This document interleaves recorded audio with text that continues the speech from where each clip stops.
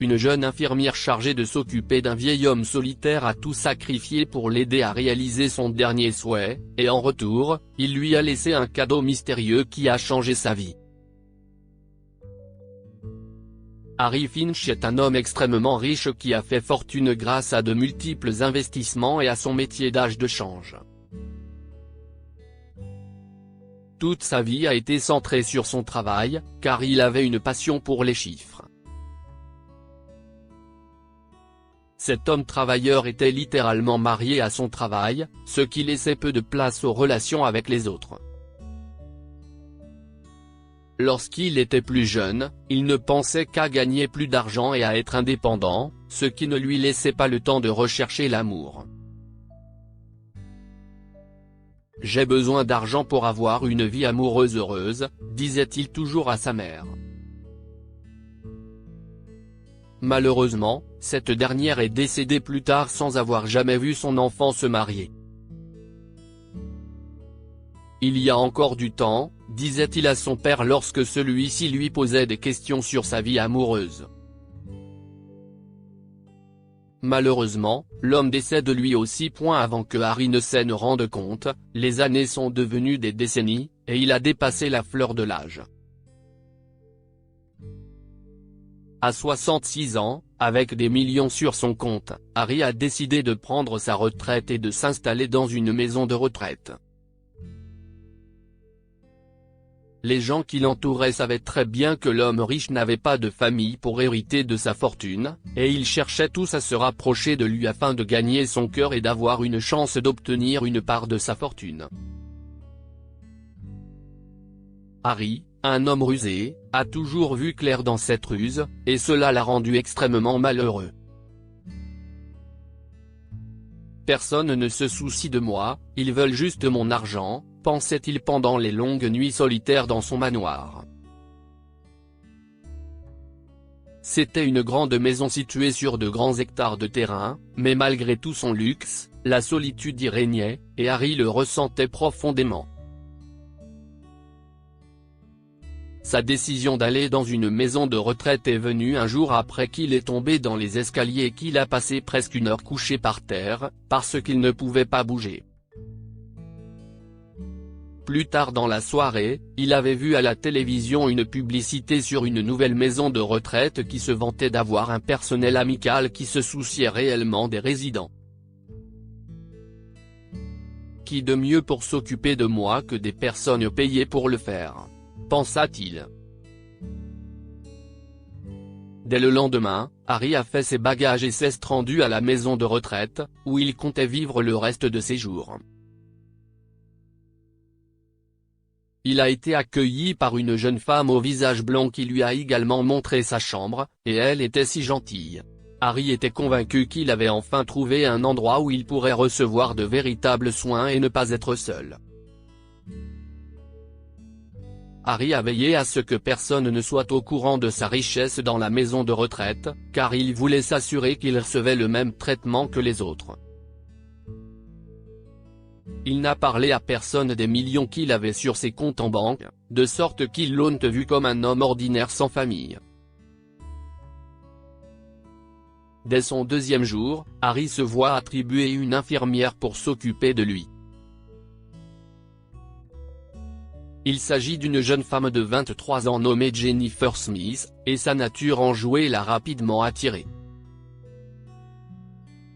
Ils avaient une connexion mutuelle et étaient toujours ensemble. Il lui racontait l'histoire de sa vie, sans dévoiler la partie concernant sa richesse, et elle adorait l'entendre. En plus de cela, cette femme avait un incroyable sens de l'humour, lui permettant d'apprécier les blagues de Harry. Que faisait 50 cents quand il avait faim? Lui a-t-il demandé un jour alors qu'elle vérifiait sa tension artérielle. Pourquoi vous ne me le dites pas? Répondit-elle en souriant, immédiatement consciente qu'il était sur le point de faire une de ses blagues. 58, dit-il, en faisant rire l'infirmière. Si est une bonne blague, a-t-elle dit quand son rire s'est calmé. En effet, Harry appréciait sa compagnie, aussi lui offrait-il toujours des jouets faits main qu'il fabriquait ou des bonbons que le concierge lui apportait secrètement. En retour, elle s'occupait de lui comme d'un membre de sa famille, d'autant plus qu'elle savait qu'il n'avait personne au monde.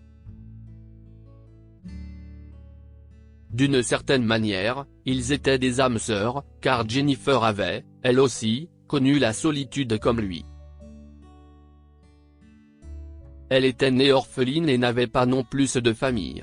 Avec le temps, elle et Harry sont devenus encore plus proches, et l'homme savait ce que c'était d'avoir quelqu'un dans sa vie. La vie était géniale. Jusqu'au jour où Harry a reçu un courrier dévastateur de son médecin, M. Goddard. Il y était dit qu'il ne lui restait qu'un mois à vivre et qu'il n'y avait aucun remède. Il venait de finir de lire le diagnostic ce jour-là lorsque Jennifer est entrée avec son plateau de nourriture. Il a essayé de le cacher, mais il suffisait de regarder son visage pour qu'elle sache que quelque chose n'allait pas. « Mon médecin dit qu'il ne me reste qu'un mois à vivre », dit-il tristement. Elle était également triste, et dès que les mots ont quitté sa bouche, le plateau de nourriture est tombé de ses mains sur le sol. « Ce n'est pas grave », a-t-il dit, essayant de la calmer alors qu'il voyait des larmes couler dans ses yeux. « Non Harry, ça ne va pas, je préfère que vous restiez », dit-elle en sanglotant. « Je n'ai qu'un seul souhait, Jen, » lui dit-il. « Je souhaite voir l'océan une fois de plus. » Ces mots la firent pleurer encore plus, et elle dut quitter la pièce pour maîtriser ses émotions, lui laissant le temps de s'exprimer également. À son retour, Jennifer a eu un désir intense de l'aider à réaliser son dernier souhait. Si est votre dernier mois, je vais vous aider à réaliser votre souhait pour que vous n'ayez aucun regret, a-t-elle dit. Merci, répond-il, stupéfait qu'une inconnue qu'il n'avait rencontrée que plus tôt dans l'année lui propose de l'aider. Jennifer a pensé à son souhait en rentrant chez elle après son service. Elle voulait vraiment l'aider à le réaliser, mais elle était pauvre. Elle a tout de même décidé d'aller jusqu'au bout de sa décision, et ce, en vidant ses économies afin d'avoir assez d'argent pour aider Harry. C'était loin d'être suffisant, alors elle a dû vendre certaines de ses possessions. Elle a acheté des billets d'avion et réservé un hôtel à Miami avec son argent, et ils y sont allés ensemble et ont passé un week-end mémorable. Ce voyage a permis à Harry de se sentir plus vivant que ce que son travail lui faisait ressentir, et il était satisfait. Lorsqu'ils sont retournés à la maison de retraite, Harry a senti sa santé décliner de jour en jour, mais il peut sourire malgré la douleur, car il a réussi à créer des souvenirs avec quelqu'un qui se soucie vraiment de lui. Les jours passés, avant qu'il ne s'en rende compte, Harry est transféré dans un hôpital où sa santé est surveillée en permanence, car il s'est affaibli. Sur son lit de mort, il a demandé aux infirmières de quitter la pièce pour que lui et Jennifer, qui avait refusé de le quitter depuis qu'elle avait appris son état, puissent être seuls. « Je suis désolé », râle-t-il alors qu'elle le regarde, les yeux pleins de larmes. « Pourquoi Harry ?» a-t-elle demandé. « Je vous ai dit que mon dernier souhait était de revoir l'océan mais ce n'est pas vrai. Mon vrai souhait était de voir ma famille, mais je n'en ai jamais eu. Si est bon Harry, je serai votre famille et je serai là pour vous jusqu'à la fin, » lui dit Jennifer. Ce geste a réchauffé le cœur de Harry, qui a déclaré « Le temps que j'ai passé avec vous m'a fait regretter de ne pas avoir de famille, des gens qui seraient là pour moi comme vous l'avez été. Merci pour tout. » Ces mots ont fait pleurer Jennifer, car ils sonnaient trop comme un adieu et se sont finalement avérés l'être. Après sa mort, elle a décidé de quitter son travail à cause de son chagrin d'amour. En préparant ses affaires pour partir, elle a trouvé un jouet fait à la main comme ceux que Harry lui donnait. C'était un petit koala avec une poche dans laquelle se trouvait une feuille de papier. Il y avait une note qui disait « Vous avez dépensé tout votre argent pour me rendre heureux. Maintenant, si est à mon tour de faire de même. Je vous aime, mon adorable petite fille », ce vieux bonhomme signe son départ. La feuille de papier contenait un testament écrit qui la désignait comme l'héritière de sa fortune. Jennifer a été surprise en voyant cela, mais elle en fait ensuite bon usage en le dépensant pour des œuvres de charité. Elle a créé une fondation qu'elle a nommée en l'honneur de Harry et dont le principal but était de s'occuper des orphelins comme elle et des personnes âgées qui n'avaient pas de famille. Ils n'ont jamais oublié le nom de Harry et Jennifer non plus. Quoi avons-nous retiré de cette histoire? Être gentil et aimer inconditionnellement. Jennifer s'est beaucoup occupée de Harry, même si elle ne savait pas qu'il avait beaucoup d'argent, et cela l'a convaincu que ses actions étaient authentiques. En retour, il lui a laissé tout ce qu'il avait, changeant sa vie à jamais.